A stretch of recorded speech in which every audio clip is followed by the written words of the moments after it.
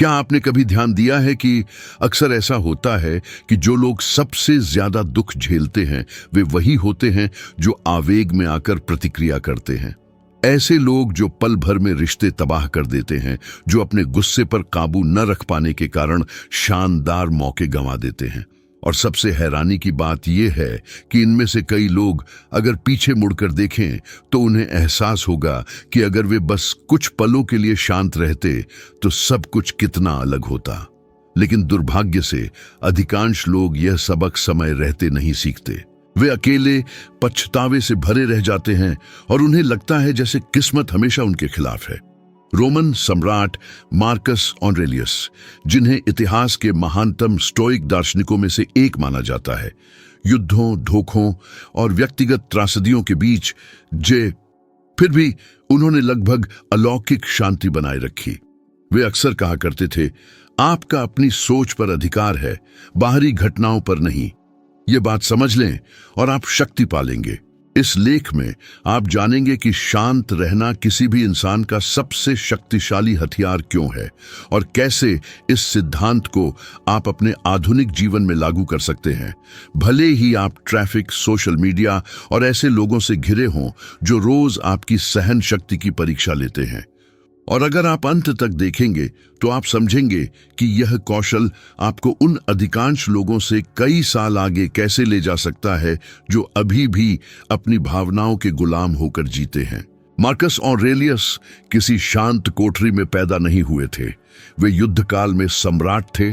उन्होंने अपने प्रियजनों को खोया, उन्हें महामारियों और षड्यंत्रों का सामना करना पड़ा। और फिर भी उन्होंने बार बार लिखा कि सबसे महत्वपूर्ण युद्ध क्षेत्र हर व्यक्ति के भीतर है।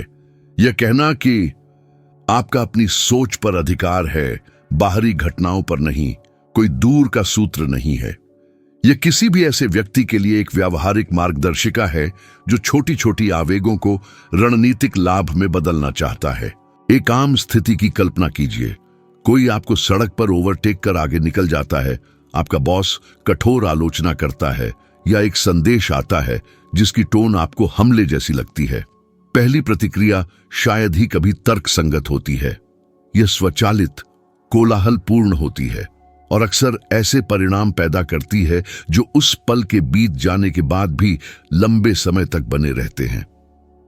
असली फायदा तब शुरू होता है जब आप इस स्वचालित श्रृंखला को तोड़ते हैं। सांस लें, मन ही मन 5 तक गिने। आवेग को चुनाव में बदलने के लिए खुद को थोड़ा सा स्थान दें। यह कमजोरी नहीं है, यह कार्रवाई का चयन है। इसे दैनिक जीवन में लागू करने के लिए आंतरिक वाक्यांशों को आधार बनाएं। यह बस एक बाहरी घटना है, मैं अब क्या नियंत्रित कर सकता हूं, या बस भावना का नाम लें। क्रोध, शर्म, चिंता, जैसे कि आप किसी वस्तु का नाम ले रहे हों। भावना को नाम देकर आप दूरी बनाते हैं और उसकी तीव्रता को कम करते हैं। आधुनिक माइंडफुलनेस अभ्यास मार्कस द्वारा वर्णित इसी सिद्धांत का ठीक ठीक पालन करते हैं। बिना विलीन हुए अवलोकन करें। जब कोई बहस गर्मा जाए तो अधिक सुनना और कम बोलना समर्पण नहीं है। इसका अर्थ है दूसरे व्यक्ति द्वारा बताई गई जानकारी इकट्ठा करना और अपने उद्देश्यों को वास्तव में आगे बढ़ाने वाली प्रतिक्रिया व्यक्त करने के लिए समय प्राप्त करना। उदाहरण के लिए, वार्ताओं में जो शांत रहते हैं वे ऐसी रियायतें देख पाते हैं जिन्हें भावनाओं में डूबा दूसरा व्यक्ति देख नहीं पाता। रिश्तों में एक अच्छी तरह से लिया गया विराम उन अमान्य करने वाले शब्दों को रोक देता है जो कई महीनों तक विश्वास को खोखला करते हैं। कुछ सरल तकनीकें हैं जिन्हें कोई भी अभी लागू कर सकता है। किसी भड़काऊ संदेश का जवाब देने से पहले अपना जवाब लिखें और उसे 30 मिनट के बाद ही भेजें। व्यक्तिगत बातचीत में जब आपको लगे कि आपकी आवाज ऊंची हो रही है तो 3 बार सचेत रूप से सांस लें। तनावपूर्ण बैठकों में अपना विचार प्रस्तुत करने से पहले दूसरे व्यक्ति के बिंदु को स्वीकार करते हुए कुछ संक्षिप्त कहें। ये छोटे हाव भाव प्रतिक्रियाशीलता को जानबूझकर की गई कार्रवाई में बदल देते हैं। मार्कस ने हमें यह भी याद दिलाया कि वास्तविकता अक्सर तटस्थ होती है। हम ही हैं जो इसकी व्याख्या करते हैं। उसने मुझे अपमानित किया, के बजाय उसने ऐसे काम किए जिन्हें मैंने अपमानजनक माना। कहना सब कुछ बदल देता है। आप अपनी कहानी पर फिर से नियंत्रण पा लेते हैं। इस सिद्धांत को लागू करने से समस्याएं खत्म नहीं होती, लेकिन यह उनकी कीमत बदल देता है। आवेग में आकर प्रतिक्रिया करने से अक्सर प्रतिष्ठा, अवसरों और स्वास्थ्य का नुकसान होता है, जबकि दीर्घकालिक शांति लचीलेपन और विश्वसनीयता को बढ़ाती है। छोटी जीतों के बारे में सोचें।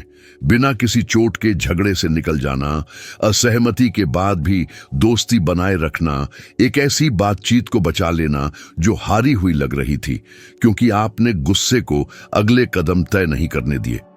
मार्कस ने लगातार शांति का वादा नहीं किया था। उन्होंने एक दैनिक अनुशासन का प्रस्ताव रखा। मन को मांसपेशी की तरह प्रशिक्षित करना, यह पहचानना कि नियंत्रण का हर संचित क्षण जीवन भर एक लाभ के रूप में जुड़ता है। हर दिन इन दृष्टिकोणों का अभ्यास करके रुकना, भावना को नाम देना, पुनर्कल्पना करना और जानबूझकर कार्य करना, आप न केवल छोटी और बड़ी दोनों तरह की त्रासदियों से बचते हैं, बल्कि आप उन लोगों से लगातार आगे रहते हैं जो जीवन को आवेगों द्वारा निर्देशित होने देते हैं।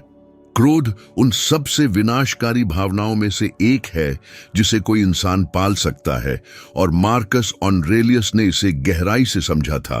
अपने लेखन में उन्होंने चेतावनी दी, बदला लेने का सबसे अच्छा तरीका यह है कि आप उस व्यक्ति जैसे न बने जिसने आपको नुकसान पहुंचाया है। इस वाक्य में एक सच्चाई छिपी है जिसे कई लोग नजरअंदाज करते हैं। जब हम आवेग में प्रतिक्रिया करते हैं तो हम ठीक वैसे ही बन जाते हैं जिससे हम घृणा करते हैं, और ऐसा करके हम खुद पर से नियंत्रण खो देते हैं, जो हमारी सबसे कीमती पूंजी है। क्रोध से शरीर में एड्रेनालाइन और कोर्टिसोल का तीव्र स्राव होता है। यह एक प्राचीन जैविक प्रतिक्रिया है जो हमें शारीरिक खतरों से बचाने के लिए बनाई गई थी। लेकिन आज खतरे जंगली जानवरों या हथियार बंद दुश्मनों से नहीं आते। वे शब्दों, संदेशों और रोजमर्रा की सामान्य परिस्थितियों से आते हैं, और फिर भी हम ऐसे प्रतिक्रिया करते हैं जैसे हम युद्ध में हों। समस्या यह है कि जब यह स्थिति बार बार दोहराई जाती है तो शरीर को नुकसान होने लगता है, दिल की धड़कन बढ़ जाती है, रक्तचाप बढ़ जाता है, नींद खराब हो जाती है और मन की स्पष्टता खो जाती है।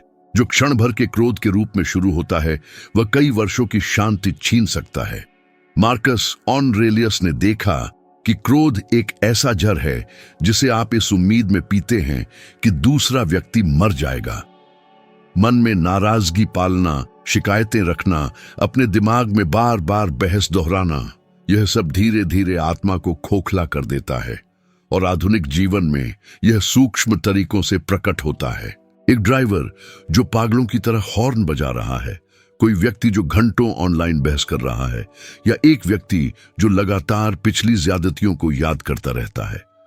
इन सभी मामलों में क्रोध महत्वपूर्ण ऊर्जा, ध्यान और समय छीन लेता है जिसका उपयोग कुछ बेहतर बनाने के लिए किया जा सकता था। वर्तमान शोध से पता चलता है कि जो लोग शांति और आत्मनियंत्रण विकसित करते हैं उनमें संघर्षों को सुलझाने की अधिक क्षमता होती है, साथ ही उनमें चिंता और अवसाद की दर भी कम होती है। इसका अर्थ है कि भावनात्मक नियंत्रण केवल एक दार्शनिक गुण नहीं, बल्कि आत्म सुरक्षा का एक वास्तविक रूप भी है। सार्वजनिक कहानियां हैं जो अनियंत्रित क्रोध की कीमत को दर्शाती हैं। एक चौंकाने वाला उदाहरण विल स्मिथ का था, जब उन्होंने ऑस्कर समारोह के दौरान आवेग में आकर प्रतिक्रिया दी थी। नियंत्रण खोने का एक अकेला क्षण दशकों की मेहनत और सम्मान को मिटाने के लिए पर्याप्त था। इस कार्रवाई ने एक आंतरिक संघर्ष को उजागर करने के अलावा यह भी प्रदर्शित किया कि क्रोध में पल भर में सब कुछ खतरे में डालने की शक्ति होती है, और यह केवल मशहूर हस्तियों के साथ ही नहीं होता। कितनी ही बार एक आम आदमी गुस्से में कहे गए एक शब्द से रिश्ता तोड़ देता है, या यह न जानने के कारण नौकरी का अवसर खो देता है कि कब बोलना है। पैटर्न वही है, आवेग हावी होता है, तर्क खामोश हो जाता है और पछतावा बहुत देर से आता है, लेकिन क्रोध को बदला भी जा सकता है। स्टोइक शिक्षा भावना को दबाने का आदेश नहीं देती, बल्कि उसे तब तक देखने का कहती है जब तक वह अपनी शक्ति खो न दे। जब आपको लगे कि कोई चीज आपको परेशान कर रही है, तो गहरी सांस लें और ध्यान दें कि मन से पहले शरीर प्रतिक्रिया करता है। यह ठहराव दिन का सबसे शक्तिशाली क्षण है। यहीं से फायदा शुरू होता है। यदि आप यह देख सकते हैं कि क्या हुआ और आप आगे क्या करेंगे के बीच कितना अंतर है, तो आप पहले ही अधिकांश लोगों से आगे हैं। एक पारिवारिक बहस, काम पर कोई समस्या या एक अनुचित आलोचना की कल्पना करें।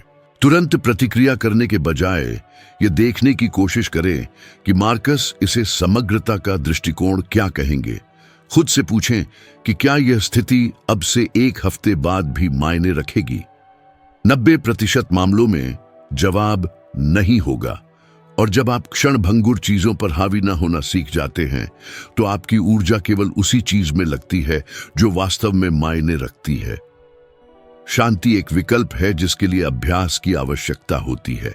मार्कस ऑरेलियस ने सिफारिश की थी कि जागने पर व्यक्ति को खुद को याद दिलाना चाहिए कि उसका सामना कृतघ्न, अहंकारी, ईर्ष्यालु या अन्यायपूर्ण लोगों से होगा। यह निराशावाद नहीं था, यह तैयारी थी। वे जानते थे कि सबसे बुरे की उम्मीद करना शांति बनाए रखने का एक तरीका था। जब सबसे बुरा वास्तव में आता था, आप इसे रोज लागू कर सकते हैं। घर से निकलने से पहले खुद से कहें कि दिन अप्रत्याशित घटनाएं लाएगा, कि कोई आपको परेशान कर सकता है, कि कुछ गलत हो सकता है। जब ये चीजें होंगी तो आप तैयार होंगे और आपको आश्चर्य नहीं होगा। यही स्टोइकिज्म का सार है। वास्तविकता से इनकार नहीं करना, बल्कि समझदारी से उसका सामना करना। आजकल क्रोध केवल रिश्तों या प्रतिष्ठा को ही नष्ट नहीं करता, यह मानसिक स्वास्थ्य को नष्ट कर देता है। हम ऐसे समय में जी रहे हैं जहां हर कोई हर बात पर प्रतिक्रिया करता है। सोशल मीडिया ने आक्रोश को एक तमाशा बना दिया है और क्रोध ध्यान आकर्षित करने का एक माध्यम बन गया है। लोग अजनबियों से टिप्पणियों पर बहस करते हैं, लगातार अलर्ट की स्थिति में रहते हैं और भड़ास निकालने को स्वतंत्रता समझने लगे हैं। मार्कस ऑरेलियस कहेंगे कि इनमें से कोई भी चीज शांति नहीं लाती। सच्ची ताकत तब है जब पूरी दुनिया चिल्ला रही हो तब भी अडिग रहना। यह अराजकता को देखना और शांत रहना है। यह रवैया सम्मान आकर्षित करने के अलावा एक प्रकार की मौन शक्ति बनाता है, किसी के द्वारा नियंत्रित न होने की शक्ति। यदि क्रोध अपरिहार्य है तो रहस्य इसे ठहरने न देने में है। यह उत्पन्न हो सकता है, लेकिन इसे आपके भीतर रहने की आवश्यकता नहीं है। याद रखें कि हर बार जब आप शांति से प्रतिक्रिया करते हैं तो आप समय, स्पष्टता और महारत हासिल करते हैं, और जितनी बार आप इस आंतरिक लड़ाई को जीतते हैं, यह उतना ही मजबूत होता जाता है। मार्कस ऑरेलियस मानते थे कि एक प्रशिक्षित मन एक अनुशासित सैनिक की तरह है। युद्ध के बीच में भी यह जानता है कि अपनी ढाल कहां रखनी है और कब पीछे हटना है। क्रोध को नियंत्रित करना ठीक यही है, यह चुनना कि कब कार्य करना है और एक अंधी भावना में बह नहीं जाना है। शांति वह नींव है जिस पर एक स्थिर जीवन का निर्माण होता है, और भावनात्मक नियंत्रण वह पुल है जो परिस्थितियों के शिकार होकर जीने वालों को अपनी नियति के मालिक बनने वालों से अलग करता है। मनुष्य के अधिकांश कष्ट इस उम्मीद से पैदा होते हैं कि जीवन हमेशा निष्पक्ष होना चाहिए। लोग मानते हैं कि अगर वे सब कुछ सही करेंगे तो उन्हें उसका फल जरूर मिलेगा, लेकिन जब ऐसा नहीं होता तो वे निराशा, क्रोध और हताशा के गहरे गर्त में गिर जाते हैं। मार्कस ऑरेलियस ने इस बारे में चेतावनी देते हुए लिखा था, अप्रत्याशित की उम्मीद करो, जीवन निष्पक्ष नहीं है लेकिन तुम हो सकते हो। यह बात सुनने में भले ही कठोर लगे, लेकिन असल में यह बहुत मुक्तिदायक है, क्योंकि जब आप यह स्वीकार कर लेते हैं कि दुनिया आपसे किसी भी चीज की आरणी नहीं है, तो हर उपलब्धि आपकी सच्ची योग्यता बन जाती है और हर कठिनाई सीखने का एक नया अवसर। स्टोइकिज्म हमें सिखाता है कि जीवन को बदलने की नहीं, बल्कि जीवन हमारे सामने जो कुछ भी लाता है उसके प्रति हमारी प्रतिक्रिया को बदलने की जरूरत है। जब आप यह समझ जाते हैं कि नियंत्रण केवल हमारे भीतर है, तो कोई भी बाहरी चीज आपकी शांति पर पूर्ण अधिकार नहीं रख सकती। जरा कल्पना कीजिए एक ऐसे व्यक्ति की जो किसी परियोजना में पूरी लगन से मेहनत करता है, लेकिन फिर भी उसे अनदेखा कर दिया जाता है। या कोई ऐसा व्यक्ति जो रिश्ते में सब कुछ सही करता है, फिर भी उसे छोड़ दिया जाता है। आम प्रतिक्रिया होती है मन में कड़वाहट या शिकायत। लेकिन मार्कस ऑरेलियस कहते कि इसका जवाब उस चीज पर ध्यान केंद्रित करने में है जो आपके नियंत्रण में है। उन्होंने हमें याद दिलाया कि जो कुछ भी हम सुनते हैं वह एक राय है, तथ्य नहीं। जो कुछ भी हम देखते हैं वह एक दृष्टिकोण है, सच्चाई नहीं। यह कथन निराशाओं से निपटने के हमारे तरीके को पूरी तरह बदल देता है, क्योंकि हमें असल में वह चीज नुकसान नहीं पहुंचाती जो हुई है, बल्कि वह जो हम उस घटना का अर्थ मानते हैं। यदि आपकी नौकरी छूट जाती है तो आप इसे एक असफलता मान सकते हैं या एक नए मोड़ के रूप में देख सकते हैं। यदि कोई आपको धोखा देता है तो आप इसे अपमान मान सकते हैं या मुक्ति। घटना अपने आप में तटस्थ होती है। उसे जो महत्व मिलता है वह उस अर्थ से आता है जिसे आप उसे देना चुनते हैं। सोचने का यह तरीका बहुत शक्तिशाली है, क्योंकि यह पीड़ित को अपनी कहानी का लेखक बना देता है। जब कोई व्यक्ति लगातार अपनी किस्मत की शिकायत करता है तो वह अपने जीवन पर से नियंत्रण छोड़ रहा होता है। लेकिन जब वह यह स्वीकार कर लेता है कि वह दूसरों के कार्यों को नियंत्रित नहीं कर सकता, बल्कि अपनी प्रतिक्रिया को नियंत्रित कर सकता है, तो वह मजबूत स्थिति में आ जाता है। यही सच्ची आजादी है और यह किसी भी परिस्थिति में लागू होती है। उन उच्च प्रदर्शन वाले एथलीटों पर विचार करें जो बड़ी प्रतियोगिताओं में असफल होते हैं और फिर भी उठ खड़े होते हैं। एक उल्लेखनीय उदाहरण माइकल जॉर्डन का है, जिन्हें उनके हाई स्कूल बास्केटबॉल टीम से निकाल दिया गया था। वह हार मान सकते थे, लेकिन उन्होंने अपनी निराशा को प्रेरणा में बदल दिया। उन्होंने व्यावहारिक रूप से समझा कि दुनिया उन्हें कोई सफलता देने के लिए बाध्य नहीं थी और उन्होंने इसे हासिल करने के लिए अपनी इच्छा शक्ति को एक साधन के रूप में इस्तेमाल किया। मार्कस ऑरेलियस ने बिल्कुल यही सिखाया था, जो बदला नहीं जा सकता उसे स्वीकार करो और जो आपकी पहुंच में है उस पर उत्कृष्ट रूप से कार्य करो। यह मानसिकता मानवीय संबंधों में भी उतनी ही जरूरी है। कितने लोग दूसरों से पहचान, कृतज्ञता और बदले की उम्मीद में जीते हैं, और जब उन्हें ये चीजें नहीं मिलती तो वे विद्रोही बन जाते हैं। लेकिन दूसरों से बहुत अधिक उम्मीद करना एक तरह का आत्म छलावा है। मार्कस ने कहा था कि लोग अपने स्वभाव के अनुसार जीने के लिए हैं, न कि आपकी अपेक्षाओं के अनुसार। दूसरे शब्दों में, दूसरों का व्यवहार आपके नियंत्रण से बाहर है। यही कारण है कि इतने सारे लोग दुख झेलते हैं। वे चाहते हैं कि दूसरे वैसे ही कार्य करें, महसूस करें और सोचें जैसे वे खुद करते हैं। जब आप यह समझ जाते हैं कि प्रत्येक व्यक्ति अपनी चेतना और अनुभवों के स्तर के अनुसार जीता है, तो निराशा समझ में बदल जाती है। इसका मतलब निष्क्रिय होना नहीं है, बल्कि यह जानना है कि आपकी शक्ति कहां शुरू होती है और कहां समाप्त होती है। और यह जागरूकता ही शांति बनाए रखती है, तब भी जब दुनिया अनुचित लगे। स्टोइकिज्म का आधुनिक विज्ञान से भी सीधा संबंध है। लचीलेपन, रेजिलियंस पर हुए अध्ययन दर्शाते हैं कि जो लोग जीवन की अनिश्चितता को स्वीकार करते हैं, वे तनाव से बेहतर तरीके से निपटते हैं और आघात से अधिक तेजी से उभरते हैं। वे खुद को पीड़ित नहीं, बल्कि अपनी कहानी के सूत्रधार के रूप में देखते हैं। वास्तविकता की तार्किक स्वीकृति चिंता को कम करती है, क्योंकि यह अनियंत्रित को बदलने की कोशिश में खर्च की गई बेकार ऊर्जा को समाप्त करती है। जब आप शिकायत कम करते हैं और अधिक कार्य करते हैं, तो आपका मस्तिष्क एकाग्रता और शांति की स्थिति में काम करना सीखता है। यह एक ऐसा मनोवैज्ञानिक लाभ है जो बहुत कम लोगों के पास होता है, जबकि अधिकांश लोग उन चीजों से लड़ते हुए खुद को थका देते हैं जिन्हें वे नियंत्रित नहीं कर सकते। स्टोइक अपनी ऊर्जा को उस चीज के लिए बचाते हैं जो वास्तव में बदलाव लाती है। आज के समय में यह दृष्टिकोण पहले से कहीं अधिक आवश्यक है। हम एक ऐसे युग में जी रहे हैं जहां लोग लगातार अपनी तुलना दूसरों से करते हैं, यह मानते हुए कि दूसरों का जीवन आसान या अधिक निष्पक्ष है।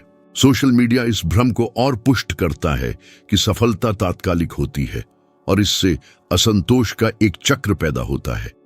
लेकिन जो लोग मार्कस ऑरेलियस के विचारों को समझते हैं, वे जानते हैं कि सच्ची सफलता आंतरिक महारत से आती है, न कि बाहरी पहचान से। हर बार जब आप बिना निराशा के किसी स्थिति को स्वीकार करना चुनते हैं, तो आप बढ़ते हैं। हर बार जब आप बिना शिकायत के किसी बाधा का सामना करते हैं, तो आप अपने मन को अडिग रहने का प्रशिक्षण देते हैं। और जब यह एक आदत बन जाती है, तो कोई भी अन्याय आपकी शांति को भंग करने में सक्षम नहीं होता। इस मुद्रा को बनाए रखने के लिए दैनिक अभ्यास की आवश्यकता होती है। शुरुआत यह देखकर करें कि आपकी कितनी शिकायतें उन चीजों से संबंधित हैं जिन्हें आप बदल नहीं सकते। ट्रैफिक, दूसरों का व्यवहार, अतीत, दूसरों के निर्णय, ये सब आपकी पहुंच से बाहर है। जब आप यह महसूस करते हैं, तो आप उस चीज के लिए मानसिक जगह खाली करना शुरू करते हैं जो वास्तव में मायने रखती है। और इसी बिंदु पर शांति एक लाभ में बदल जाती है, क्योंकि जहां कई लोग अनियंत्रित को ठीक करने की कोशिश में खुद को थका देते हैं, वहीं आप स्पष्टता के साथ उस पर कार्य करते हैं जिसे आप बदल सकते हैं। यही स्टोइक ज्ञान का सार है। दुनिया को वैसा ही स्वीकार करें जैसा वह है, विद्रोह के आगे झुके बिना, और महानता के साथ प्रतिक्रिया दें। मार्कस ऑरेलियस ने अपने जीवन से यह साबित किया कि शांति समस्याओं की अनुपस्थिति से नहीं, बल्कि अराजकता के बीच अपने मन को स्थिर रखने की क्षमता से आती है।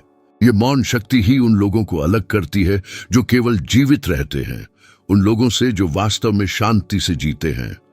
मार्कस ऑरेलियस ने इस विचार पर गहराई से विचार किया कि बाधा सिर्फ एक रुकावट नहीं, बल्कि एक अवसर है। कार्य में बाधा कार्य को आगे बढ़ाती है। जो रास्ते में खड़ा होता है, वही रास्ता बन जाता है। यह धारणा शांति को एक रणनीतिक हथियार में बदल देती है, क्योंकि यह निष्क्रियता नहीं है, यह संघर्ष में लागू की गई बुद्धिमत्ता है। जब आप किसी समस्या के सामने शांत रहते हैं, तो आप आत्मसमर्पण नहीं कर रहे होते। आप मानसिक संसाधनों को उन समाधानों को देखने के लिए संरक्षित कर रहे होते हैं जिन्हें जल्दबाजी कभी हासिल नहीं कर सकती।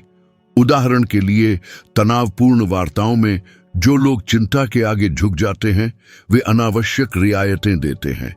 जो लोग सांस लेते हैं, अवलोकन करते हैं और प्रश्न तैयार करते हैं, वे अपनी जानकारी और समय का लाभ उठाकर ऐसे विकल्प पेश करते हैं जो उनके उद्देश्य के लिए फायदेमंद होते हैं। दैनिक नेतृत्व में एक शांत उपस्थिति एक चुंबक की तरह कार्य करती है। टीमें उन लोगों पर भरोसा करती हैं और उनका अनुसरण करती हैं जो स्थिरता प्रदर्शित करते हैं, क्योंकि स्थिरता पूर्वानुमान योग्य बनाती है और इसके साथ ही सहयोग को जन्म देती है। रणनीतिक शांति का मतलब यह भी है कि आप अपनी सुविधा के लिए पूर्वानुमान का उपयोग करना सीखें। स्टोइक्स इसे प्रीमेडिटेशियो मलोरम कहते थे, जिसका अर्थ है सबसे बुरे की नियंत्रित तरीके से कल्पना करना, ताकि जब वह वास्तव में घटित हो तो उसका भावनात्मक प्रभाव कम हो जाए। असफलताओं का अनुमान लगाकर आप वैकल्पिक योजनाएं बनाते हैं और तर्क के साथ प्रतिक्रिया देते हैं, घबराहट के साथ नहीं। काम पर लागू किया जाए तो यह उतना ही सरल हो सकता है जितना किसी परियोजना को प्रस्तुत करने से पहले एक वैकल्पिक योजना तैयार करना। यदि प्रस्ताव अस्वीकृत हो जाता है, तो आपको पहले से पता होगा कि कौन सा समायोजन सुझाना है। रिश्तों में सामान्य गलतफहमियों का अनुमान लगाना ऐसे वाक्यांश स्थापित करने की अनुमति देता है जो संघर्ष को बढ़ने से पहले ही समाप्त कर देते हैं। तैयारी के इन छोटे छोटे भंडारों में ही प्रतिस्पर्धी लाभ निहित है। जबकि कई लोग आश्चर्यचकित रह जाते हैं, आपके पास पहले से ही जवाब होते हैं। कुछ सार्वजनिक हस्तियां इस रणनीति को दर्शाती हैं। कुछ नेताओं को संकटों में अपनी शांत चित्तता बनाए रखने के लिए याद किया जाता है और परिणाम स्वरूप उन्होंने राजनीतिक दीर्घायु और अंतर्राष्ट्रीय सम्मान प्राप्त किया है। इसके विपरीत ऐसे प्रकरण जहां नेताओं या व्यवसायियों ने आवेग में प्रतिक्रिया व्यक्त की, वे उन हानियों के उदाहरण बन गए हैं जिनसे अधिक नियंत्रण के साथ बचा जा सकता था। ये मामले व्यवहार में दर्शाते हैं कि विश्वसनीयता भावनात्मक स्थिरता से निर्मित होती है और यह कि विस्फोटक प्रतिक्रियाएं अक्सर उन अवसरों को दूर धकेल देती हैं जो संवाद से खुल सकते थे। व्यावहारिक तकनीकें शांति को प्रशिक्षित करने योग्य बनाती हैं। एक साधारण अनुष्ठान बनाकर शुरुआत करें। जब किसी भी तीव्र उत्तेजना का सामना हो तो बोलने से पहले 3 गहरी सांसें लें, भावना का नाम लें और एक समाधान केंद्रित प्रश्न तैयार करें। मैं वास्तव में अब क्या कर सकता हूं? हर सुबह 5 मिनट के लिए पूर्वानुमान का अभ्यास करें। दिन की संभावित कठिनाइयों की कल्पना करें और आप स्पष्टता के साथ कैसे प्रतिक्रिया देंगे। हर दिन के अंत में 2 मिनट के लिए लिखें कि क्या अच्छा रहा और क्या समायोजित किया जा सकता था। समीक्षा की यह आदत अनुभवों को ठोस सीखने में बदल देती है। उच्च जोखिम वाली स्थितियों में मजबूर समय सीमा तकनीक का उपयोग करें। प्रतिक्रिया देने के लिए 5 मिनट का समय मांगें। उस समय का उपयोग अपने मन को शांत करने के लिए करें और रणनीतिक रूप से प्रतिक्रिया दें, न कि प्रतिक्रियात्मक रूप से। जो लोग शांति में महारत हासिल करते हैं उनका लाभ व्यावहारिक और संचयी होता है। यह भावनाओं को नकारने के बारे में नहीं है, बल्कि उन्हें जानकारी के रूप में देखने के बारे में है। शांति आपको यह पहचानने देती है कि कब लड़ना है, कब झुकना है और कब अपनी ऊर्जा को उन कार्यों की ओर मोड़ना है जो वास्तव में मायने रखते हैं। इन दिनचर्याओं को लागू करके आप एक ऐसी जगह पर कब्जा कर लेते हैं जिसे बहुत कम लोग नोटिस करते हैं। जबकि वातावरण प्रतिक्रियाओं से घिरा रहता है, आप प्रभावी ढंग से कार्य करते हैं। यह मौन लाभ अंततः उन लोगों को अलग करता है जो केवल जीवित रहते हैं, उन लोगों से जो उद्देश्य के साथ आगे बढ़ते हैं। शांति एक मौन शक्ति है और जब आप इसे जानबूझकर अभ्यास करना शुरू करते हैं तो आपके आसपास सब कुछ बदल जाता है।